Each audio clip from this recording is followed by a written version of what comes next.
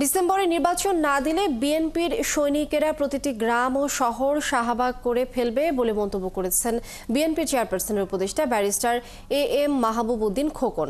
শনিবার বিকালে নোয়াখালীর চাটখিল উপজেলার দৌলতপুর নুরানী হাফিজিয়া মাদ্রাসার মাঠে বিএনপির সাবেক সভাপতি আনোয়ার হোসেনের পঞ্চম মৃত্যুবার্ষিকী উপলক্ষে স্মরণ সভায় প্রধান অতিথির বক্তব্যে তিনি কথা বলেন।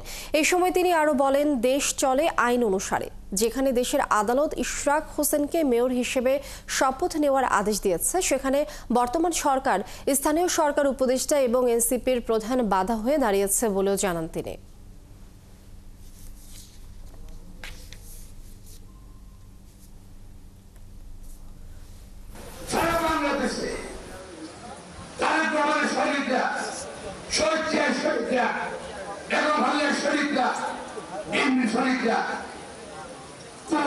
শুরু করবে শিয়ালদের ভিতর শাহবাগ দেখছেন তা না, প্রত্যেকটা গ্রাম শাহবাগ হয়ে যাবে, কিন্তু প্রত্যেকটা শহর শাহবাগের মধ্যে মিছিলে যাবে। প্রত্যেকটা রাস্তাঘাট মহাসড়ক সব বন্ধ হয়ে যাবে ডিসেম্বর যদি নির্বাচন না দেন।